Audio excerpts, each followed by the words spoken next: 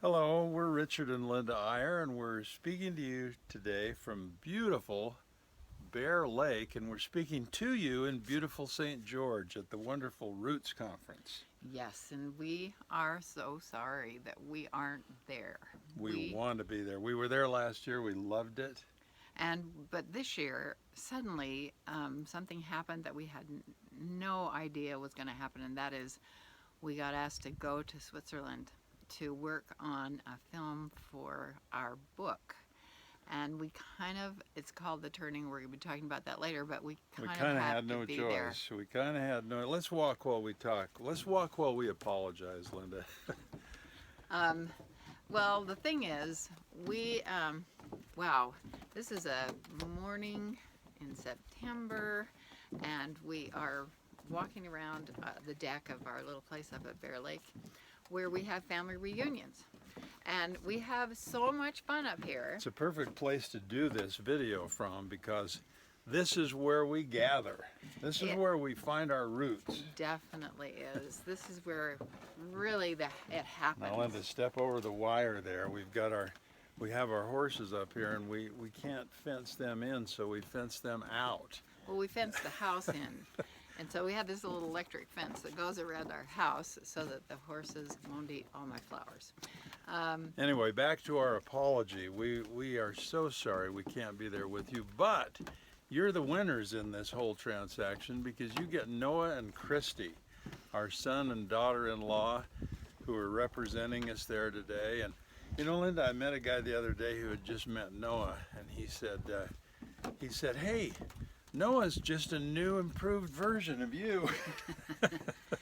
That is And I definitely said, true. "That's for sure. And He's taller, he's handsomer, he's improved in every way." And Christy, his wife, is absolutely stellar. You will learn that when you hear from them. They have 6 little children, and so they have just moved to Utah, to Provo, which is Oh, it's our dream so come true. exciting for us. And they, of course, accepted to come down to St. George, and as you'll see, they're terrific speakers in their own right. They really are. Let's go inside and sit down and give our little message that we hope will tie into what Noah and Christy have to say to you today. But again, we're just congratulate you on being there at this Roots conference. What could be better than being there and thinking together about your ancestry, about your heritage, about how you can make it come alive and how you can really do something with it that is powerful. You know, ironically, this book that we're going to Switzerland to meet with a producer who's turning our book, The Turning, into a documentary film. She's turning The Turning into a documentary film. And the cool thing that ties in with today is that that book starts off with the scripture that actually occurs many times in the scripture that says the hearts of the fathers must turn to the children and the hearts of the children to the fathers. I think I've got the book right here. Well, we'll show you the book in a minute because we're going to end with 3 of our books that we think are relevant to this presentation. But Linda, I guess what we want to start out by saying is we take the word children quite literally. We think the hearts of the children, small children, can actually be turned to their ancestors, to those who went before. And we think if we can make that turning with these little children, it has a tremendous effect on the resilience and the identity that they feel in their own lives. Well, you're here because you are thinking about your roots a lot, and some of you are magnificent genealogists. We know that. You know a lot more than we do about genealogy, but we want to turn this just a little bit today and say how important it is to turn the hearts of the children back to their fathers and to tell them stories about their ancestors, and so that they really feel that they know their ancestors. The bottom line is there's so many reasons for becoming involved in genealogy, and one of the ones we may not think about enough is how powerful the stories of these ancestors can be with our children. We have a friend, or an acquaintance at least, a fellow named Bruce Feiler, who writes for the New York Times, And his studies and some studies conducted at Emory University came to one really remarkable conclusion. The single factor that correlated most with how resilient a child was how much that child knew about his grandparents and his great-grandparents. Children who knew about their ancestors, both good and bad, both hard and easy, both accomplishing and trials, those kids proved in these studies to be the most resilient. Some of the kids were even they'd been at 9/11. They'd been children and lost someone at 9/11, and they were studying to see how resilient they were. And the factor that made the most difference was how much they knew about their grandparents. Yeah, it was pretty interesting, and we have taken that to heart. And this summer, we have 29 grandchildren right now, but I do something called Grand Camp. And when they are here in this beautiful place at Bear Lake, I get them in small groups of 6 or 8 sometimes 4, according to their age, and we divide them up. And we have the most fun, but this year I decided it was going to be our ancestor museum. So Grammy Camp, by the way, the kids love it. The kids, when is Grammy Camp starting? The minute they show up for the reunion, I feel a little left out, but that's okay. You have your own thing. You have your own thing. But we have so much fun with those kids. So this year, and actually the grandchildren helped me. I had little Lila, who's 9, came up with this ancestor museum name. And so what we decided is that we were going to assign each of the children to be one of the ancestors. So dress up like them. They were supposed to do the research. They all knew how to go on to FamilySearch.org and do the research and find out about the person that they were. And then that day, they were supposed to come back from the dead and tell us about their lives.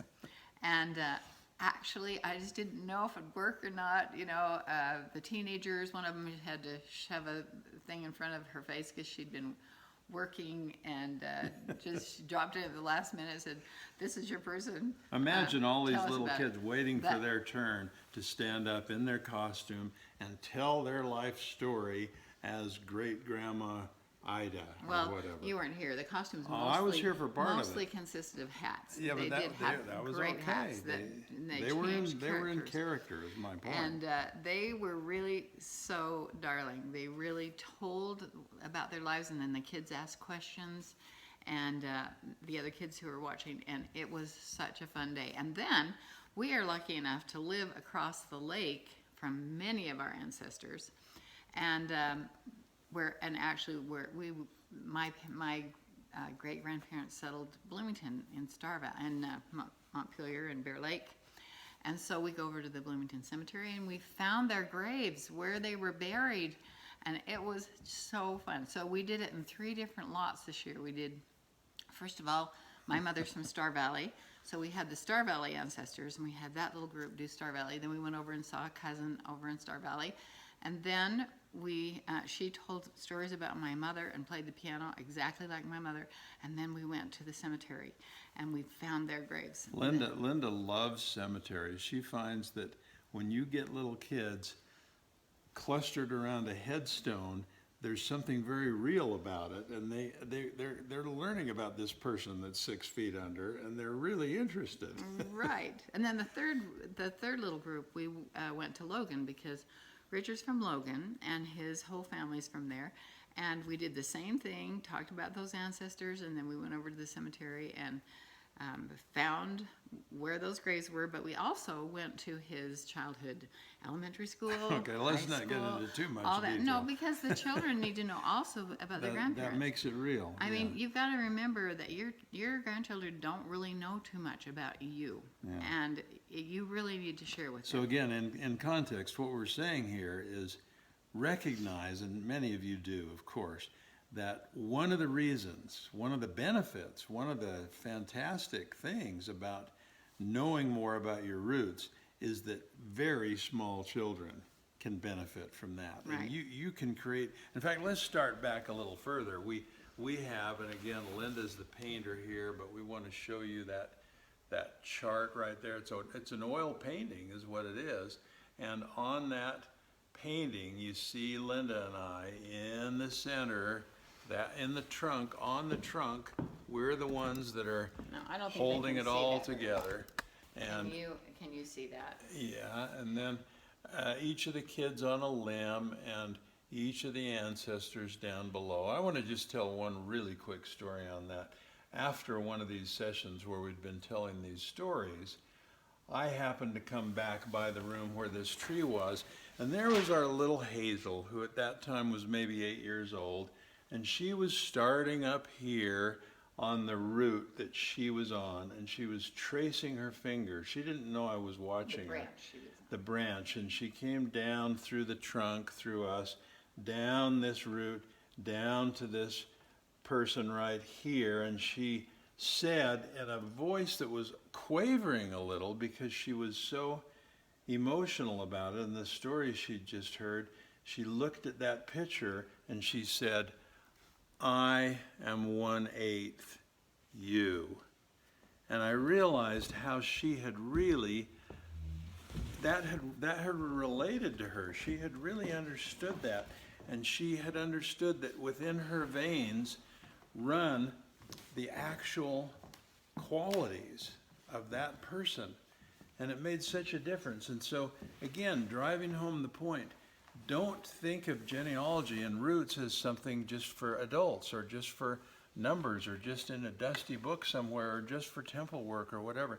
Think of it as this powerful way to give kids, in a world where identity is a hard thing to find, where things are so transient, we move around so much, the one thing that can stay the same and give your kids that powerful sense of identity and confidence is knowing where they came from genetically, literally, through their genealogy. And so these are our Bear Lake ancestors. This is my dad right here, who was 53 when I was born.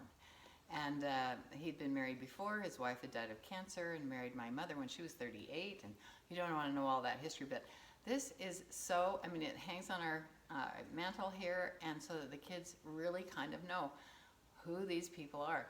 I do have to tell you that we do this every year. And one year at Grandma Camp, I was telling you about Grandma Jacobson because that's my mother, who is so amazing. She's such an incredible person. She taught school for 40 years. Had over 1,000 students. She had over 1,000 students and taught piano for over 1,000 students. And so I got so excited about the kids, and I said, okay, we're gonna now we're gonna go to the cemetery and find Grandma Hazel. And one of the little kids said, "Are we gonna dig her up?" I said, Well. No, we're not gonna dig her up. But you have to know that this comes alive when you have these albums from your past. Don't let them sit in the dust. Really get those out and show them to your kids. This is my mother teaching school. Do you love those little boys in their overalls? Oh my gosh, that's one of my favorite pictures of her. Let's see if I can, you can see that. It is so amazing. And then also, look at this album. Not all of you have these, but many of you do. Get these albums out and show them to your children. So again, the whole context here is try to see one dimension to try to see roots in is as this identity-giving, power-giving, resilience-giving thing. Now, here's the challenge, though. You know, and this, some people are a little intimidated by this, but if you think about it, you can do it. If you can take the stories that you know already, and some of them are on myfamily.org, they're on Family Search, you can find the stories, you've got them in old journals, but the challenge is to take those stories, and number one, pick the ones that are interesting to kids, and number two, rewrite them in children's language. Write them like a children's storybook. And you can do that, and it's actually easier to simplify a story than to expand a story. Simplify it into children's language. I promise you those stories, if you work hard on them, will become your children's favorite stories. They'll become the favorite bedtime stories. Yeah, Our kids love that, and you know, they feel like they're friends after you talk about them. Every year, I bring this up every year when we do these little Grammy camps. We talk about different ancestors, different aspects, and so on. But I think some of them really feel like, especially the ones who died and came back from the dead this year. They feel it. They The really ones feel that it. came back. Well, we don't want to take too long because we don't want to take time from Noah and Christy. Maybe they've already spoken to you. We don't know how they're going to do this. We don't know if this comes early in their presentation or late. But I did want to go back and just review and say, you know, this is this book, The Turning. We probably spent longer writing this than any other book we've done, Linda, because the whole goal of it was to basically say the world is turning away from families right now, and we need to somehow turn it back. And of course, the Turn the Heart scripture was the real reason for the title of the book. And you know, this is a two-part book. It's kind of gloomy at the first part because essentially it says we have lost the commitment and power of families more in the last 30 years than in the previous 6,000 years. And we try to illustrate that by saying things like, you know, there are now more adults in America who are single than there are who are married. There are more children now born out of wedlock than in. There are more children born to women. First children are born after 30 than before 30. The bottom line is that people are having less children. They're having them later in life.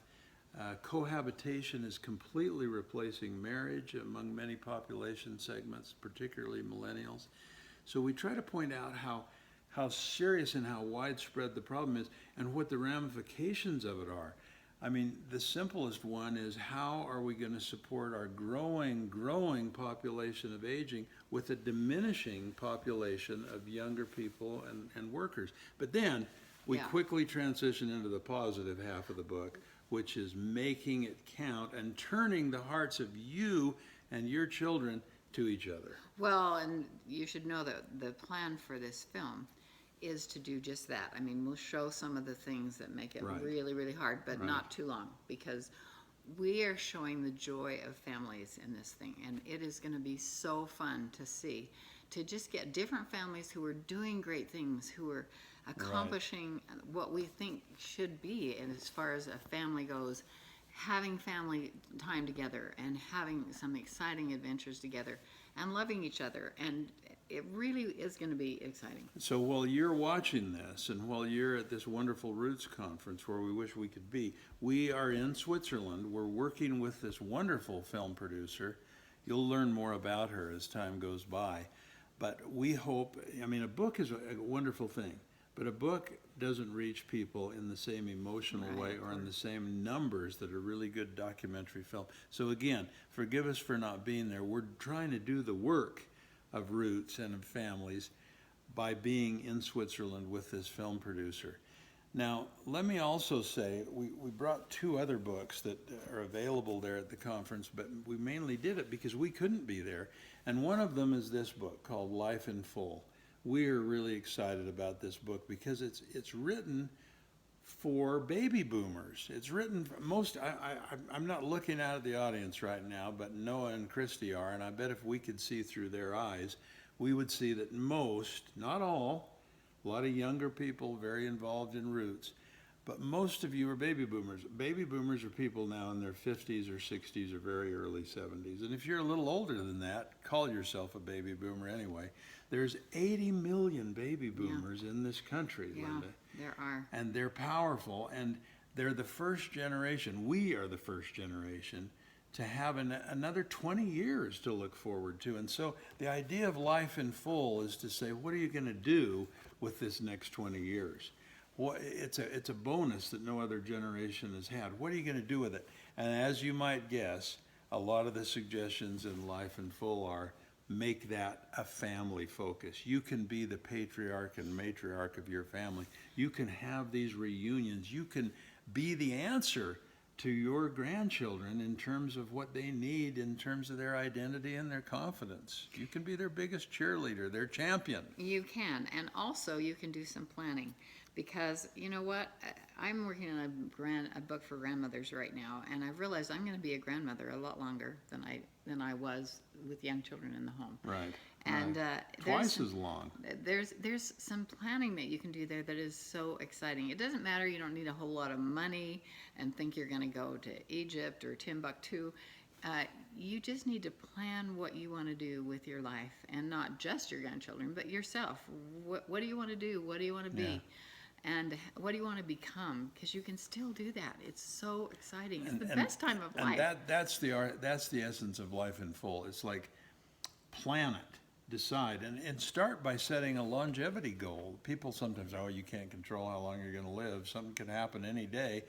But the research shows, and the facts are, that the longer, well, when you set a longevity goal, it affects everything. It affects how you eat, it affects how you exercise, it affects what you do with your life, and you begin to build in all these things that you want to do. And there's a method in Life in Full for how to start 10 folders, one for your autobiography, one for your health, one for your financial, and just start them as empty folders, but start putting things in them and develop this plan, which is family-centric and aims mainly at being a good grandparent. Yeah. Which leads to the one other book I want to show you.